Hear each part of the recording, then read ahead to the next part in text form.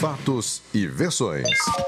O que vai impactar a sua vida agora no Café com Política. E hoje a gente está recebendo aqui, mais uma vez, o prefeito de Moema e ele que também é o presidente da Associação Mineira dos Municípios, Gilvan Lacerda, do MDB. Seja muito bem-vindo, Gilvan.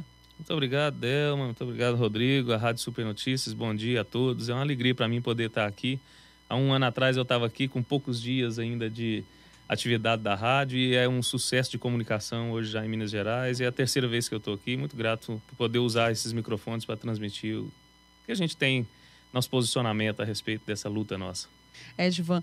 E da última vez que você esteve aqui, inclusive, o assunto não foi muito diferente. A gente vai falar, você veio aqui hoje para falar do 35º Congresso Mineiro dos Municípios, mas não tem como, inclusive nessa semana que a gente está entrevistando os pré-candidatos ao governo de Minas Gerais, a gente tem abordado muito essa questão da crise econômica que o governo passa, que o Estado passa e, obviamente, os municípios.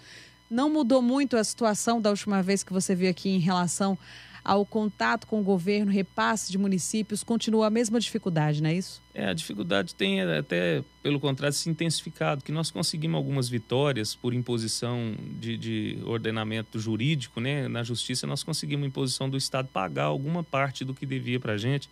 Hoje a parcela do ICMS que vai para o Caixa Único do Estado está em dia. Naquele dia que eu tive aqui estava acima de bilhão a cifra de dívida, né? Mas ele ainda está devendo para nós muito dinheiro do Fundeb, que é um dinheiro específico da educação, que passa de 1,5 bi, da saúde continua a mesma coisa, não acertou nada, e está atrasando em outras áreas também. E o pior disso é que o governo decretou guerra com os prefeitos, decretou guerra com os municípios, e ele fechou as portas, ele nem conversa com a gente mais, e está tentando impedir os nossos movimentos. O próprio 35º Congresso Mineiro de Municípios, que é tradicionalíssimo, um evento de capacitação técnica com 127 palestras técnicas diferentes, assuntos diferentes, um encontro político forte do Estado, debate com presidenciáveis, uma palestra, um debate também com os pré-candidatos ao governo do Estado. Então, um momento muito importante para a política mineira, e ele tentando inviabilizar, que ele era realizado no Expo Minas e o governo nos proibiu de fazer na Expo Minas. Nós vamos estar fazendo lá no Mineirão. O congresso vai ser grande, bonito, do mesmo jeito.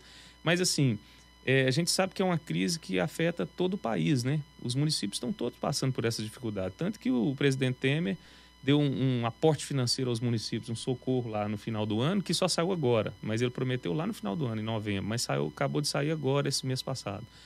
E esse aporte financeiro que o governo federal deu para Minas, ele representa 290 milhões aproximadamente.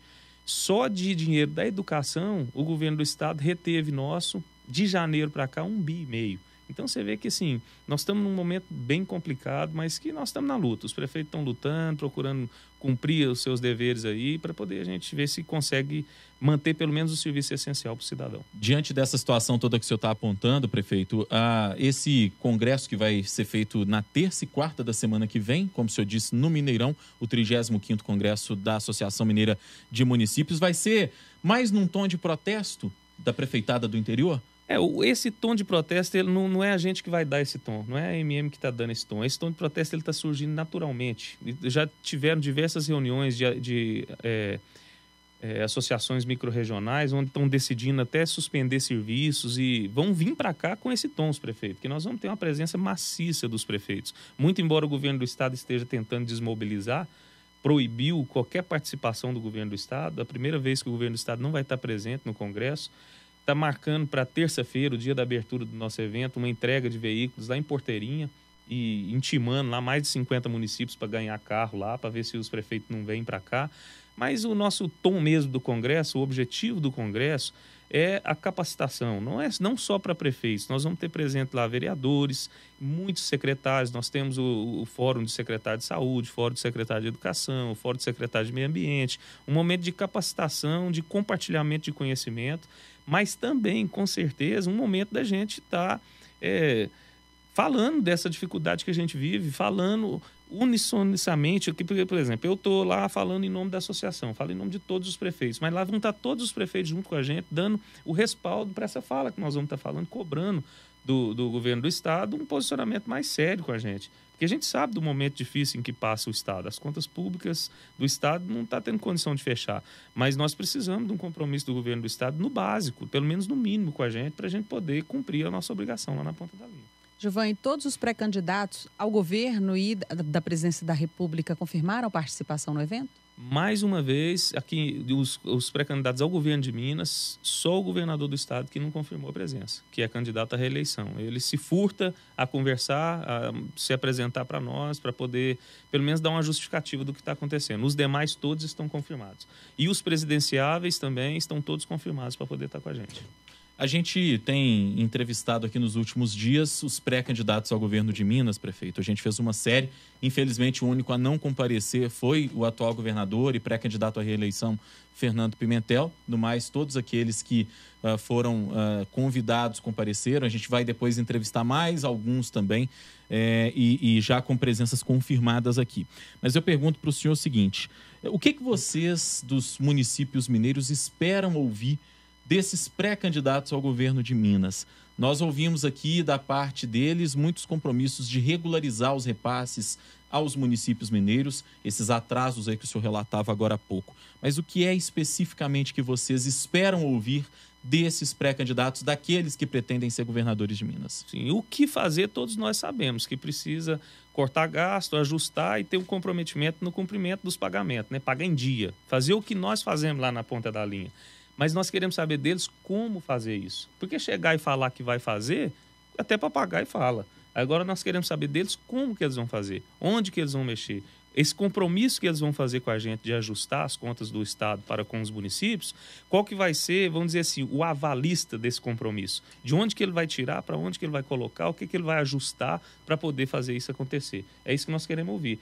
Porque nós estamos cansados de compromissos vagos, de promessas superficiais. Nós precisamos de alguma coisa mais objetiva, que a gente sinta segurança para a gente abraçar essa causa. Porque nós, prefeitos, estamos dispostos a abraçar com o Estado esse momento de reconstrução do Estado. Mas nós precisamos ter uma segurança de por onde isso vai acontecer e de como isso vai acontecer. Mais do que o compromisso vago de que vai acontecer. Nós precisamos saber como e por onde vai acontecer. Giovanni, o que é que os prefeitos, você enquanto presidente da AMM, como é que está a situação? Por exemplo, tem muitas prefeituras com salários atrasados. Dá uma geral assim para a gente, por exemplo, de como está. A gente vê o governo está com salários parcelados, mas as prefeituras, elas aos poucos, depois desses repasses aí que você citou aqui no início da entrevista, pelo menos o compromisso com o funcionalismo público está em dia ou não? A situação está realmente caótica? A maioria das prefeituras ainda está, porque a gente trabalha lá com... A gente tem, assim, o que segura mesmo o município é o repasse do governo federal, que é o FPM, os municípios pequenos em especial. E esse, apesar de ser pequeno, ser pouco, ele paga em dia. O governo federal paga pouco, mas paga em dia. Então, nós estamos nos segurando nele. Mas muitas prefeituras que não têm uma saúde financeira tão equilibrada já estão entrando em colapso, porque não consegue, não está conseguindo pagar. E o governo do estado agora até acho que isso deve ser até uma estratégia dele para poder nos colocar na mesma vala de falta de comprometimento que o Estado tem hoje com os servidores públicos. Quando ele retém o dinheiro do Fundeb, que é o Fundo de Desenvolvimento da Educação Básica, ele não repassa isso para o Fundeb, esse dinheiro não chega lá para nós. E é um dinheiro muito importante para a gente poder pagar a folha de pagamento da educação. Então, ele está nos impondo o atraso da folha de pagamento da educação, que por mais que até aqui a gente está se espremendo e movimentando, tirando dinheiro de recurso próprio e colocando lá para pagar, está chegando num ponto que nós não vamos conseguir pagar a folha de pagamento da educação mais, que é uma folha de pagamento percentualmente considerável dentro da folha nossa e que tem, pelos pisos que tem do professor, a carreira, plano de carreira, ela é bem robusta. E a garantia que a gente tem para poder pagar ela é o dinheiro do Fundeb. E o governo do estado está retendo a parte do ICMS, do IPVA, do dinheiro do Fundeb. Então, isso ele vai nos impor um atraso coletivo da folha de pagamento da educação. E ainda mais, não pagou esse ano nenhuma parcela do transporte escolar. Muitos municípios já suspenderam o transporte escolar dos alunos. Não estão transportando os alunos da rede estadual mais. Então, está impondo isso aí também. Dinheiro da farmácia básica, não repassa faz tempo. Então, faltando dinheiro lá na farmácia básica. E o cidadão que usa o remédio lá da farmácia básica é o que não tem outra condição de buscar em outro lugar. Porque é o menos favorecido, ele não tem condição de ir na farmácia particular comprar aquele remédio. Então, ele está prejudicando uma pessoa que não tem aonde recorrer.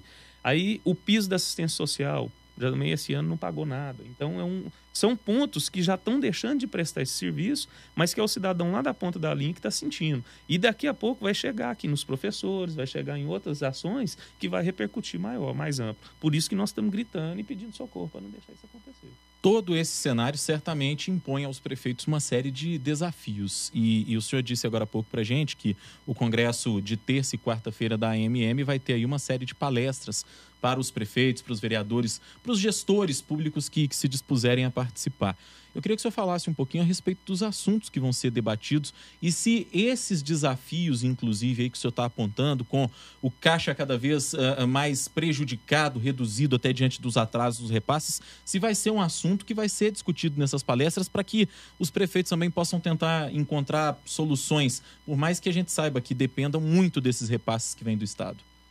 Esse é o grande desafio nosso hoje, né? Os que estão conseguindo ainda se manter é porque estão se adequando a isso, e a associação ela tem que ser essa luz, esse farol para poder direcionar os prefeitos nesse sentido.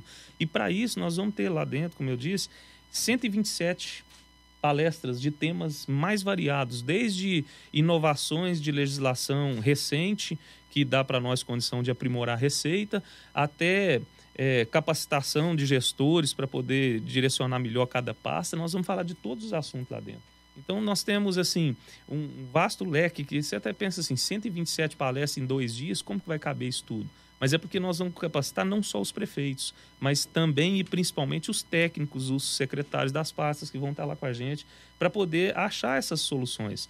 Que uma delas passa, a principal hoje despesa de um município de pequeno porte, que 70% dos nossos municípios têm menos de 12 mil habitantes, é a folha de pagamento. É a maior. Então é onde nós temos que procurar economizar. Então nós temos que cortar. Todos os prefeitos estão cortando. Muitas vezes a gente corta e consegue repor aquilo com eficiência na gestão. Mas muitas vezes quando a gente corta, o cidadão paga o preço que ele deixa de ter um serviço prestado lá na ponta da linha. Aí vem a segunda maior despesa de um município de pequeno porte, que é o combustível.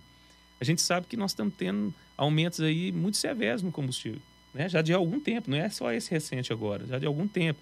E a nossa receita não cresce na mesma proporção. Aí você vem a terceira maior fonte de despesa do município, energia elétrica. Também teve aumentos muito severos nos últimos tempos. E a nossa receita não cresceu para acompanhar isso. Então, nós temos que buscar soluções. Por exemplo, na energia elétrica, nós assumimos ativos da iluminação pública. Há pouco tempo os municípios assumiram. Então, nós buscamos soluções. Hoje nós temos consórcios intermunicipais para poder fazer manutenção. Nós estamos incentivando os municípios a fazer parceria público-privada para poder mudar a forma das luminárias, colocar de LED, que isso vai gerar economia. São, assim, ferramentas que a associação apresenta para os municípios. Por exemplo, na segurança pública, nós temos lá um sistema de monitoramento por câmera que sai 10% do custo do que o Estado faz, que o Estado apresenta, que é o famoso programa Olho Vivo do governo do Estado, né? Nós temos ele a 10% do custo que a associação está apresentando lá nesse congresso. Então, são esses tipos de ferramenta que dá para o município uma condição de continuar prestando o serviço com mais eficiência, para poder se ajustar a esse momento tão severo de financeiro que nós estamos vivendo. Falando um pouquinho de eleições, né, que a gente não perde a oportunidade aqui. Quem esteve aqui com a gente foi o presidente da Assembleia Legislativa, Adal Clever Lopes, que é do seu partido, o MDB, e ele se apresenta aí como pré-candidato. Como é que essa candidatura dele está sendo vista, essa pré-candidatura dele está sendo vista dentro do partido? O senhor é favorável à candidatura do Adal Clever ou defenderia um outro nome para representar o seu partido?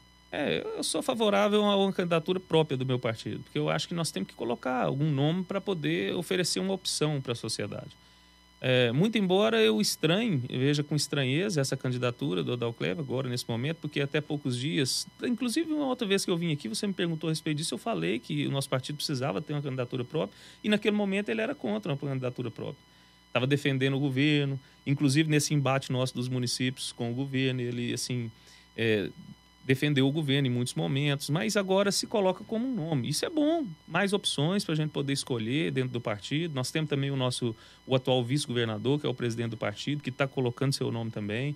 E nós vamos decidir isso, o partido vai decidir E eu acho que é importante a gente ter uma candidatura, o nome que seja o nome melhor, que a gente tenha sabedoria para escolher o melhor nome e que possamos opinar nessa escolha, porque se for uma coisa empurrada de cima para baixo, nós não vamos abraçar. Nós vamos abraçar, que eu me considero base do partido, eu não me considero cúpula do partido. Então, se nós da base só vamos abraçar se nós tivermos a oportunidade de participar dessa escolha do nome. Mas eu espero que nós tenhamos um nome, uma opção boa para o Estado. Nesse sentido, na opinião do senhor, a candidatura, então, ou uma eventual candidatura do vice-governador seria mais adequada? É mais um nome para a gente poder trabalhar. Eu tenho mais afinidade com ele. Por quê? Nós estamos aqui mostrando mazelas desse atual governo que está perseguindo os municípios e eu estou aqui defendendo os municípios. E o vice-governador, ele se mostrou sempre na defesa da causa municipalista desde o primeiro momento. Ele não, como se diz, ele disse que foi expulso lá do governo, mas ele foi expulso do governo porque ele não aceitou os posicionamentos que esse governo estava fazendo. Então eu vejo que ele tem mais coerência com a bandeira que nós estamos defendendo. Ok. Gilvan Lacerda, presidente da Associação Mineira dos Municípios e prefeito de Moema, muito obrigada pela sua participação mais uma vez aqui no Café com Política. Eu que agradeço, Delma, agradeço ao Rodrigo e todos os ouvintes do Super Notícias pela oportunidade de estar aqui falando da nossa bandeira. Lembrando que a Rádio Super vai acompanhar o congresso da AMM na terça e na quarta-feira da semana que vem, vai acompanhar todos os detalhes, todos os desdobramentos, claro, desse congresso, desse 35º congresso da AMM.